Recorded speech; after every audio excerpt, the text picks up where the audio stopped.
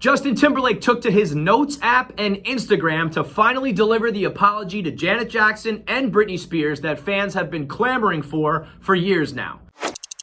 If you're wondering why JT apologized today in the year 2021, it all has to do with the Free Britney movement, specifically the new documentary Framing Britney Spears, where Justin Timberlake's role in the downfall of Britney was well documented. Specifically two instances. Number one, the Cry Me a River music video, the song where JT is singing about being cheated on, where the music video girl looks, dresses, and acts exactly like Britney Spears. Britney Spears did cheat on Justin Timberlake, so as an artist, he has a right to express himself and get through that trauma, just like Carrie Underwood or Taylor Swift or anybody else who has sung about getting cheated on. But it did put a bullseye on her back, and it did completely ruin her reputation in the eyes of the media and the fans and begin her downfall. The second incident was when he appeared on Star and Buck Wild on Hot 97 and talked about his sexual past with Britney Spears, saying, I got in her pants. Now, at the time, in that era, that sounded like boys clowning around, talking about what we all pretty much knew did in fact happen. But the reality of the matter is, during that time period, Britney Spears was telling people she was a virgin. She was trying to keep her sexual activity private,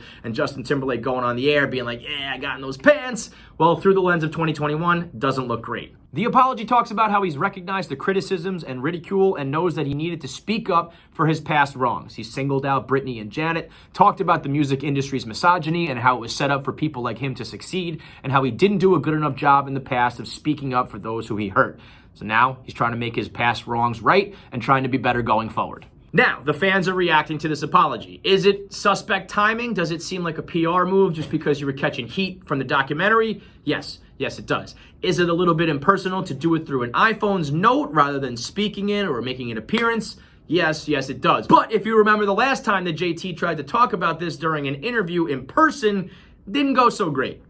That fateful interview with MTV like 15 years ago where he stumbled his way through a quote-unquote apology, talking about how he's part of an artist community and that if he could have done more, he would have, before pivoting to the war in Iraq, talking about, then I thought to myself, we still haven't found the weapons of mass destruction.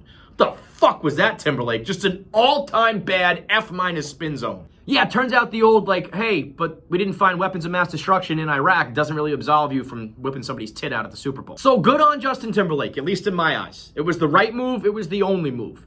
Maybe you think it was too little too late, but to be honest, that's not for you to decide. That's for Janet Jackson and Britney Spears to decide. And maybe you think it was a publicity stunt, but you asked for an apology and you got one. And this day and age, a guy willingly and proactively saying, hand up, I fucked up in the past with those two women, and I want to apologize for it and take responsibility for it. It's a lot better than a lot of the behavior we've seen in the past few years. It's a lot better than the other athletes and entertainers and public figures who have done all sorts of fucked up stuff. So I think Justin Timberlake deserves a little bit of credit. Was it the perfect time? Probably not. Was it the perfect delivery? Probably not. But it's a hell of a lot better than nothing, and that's what 99% of men out there do today.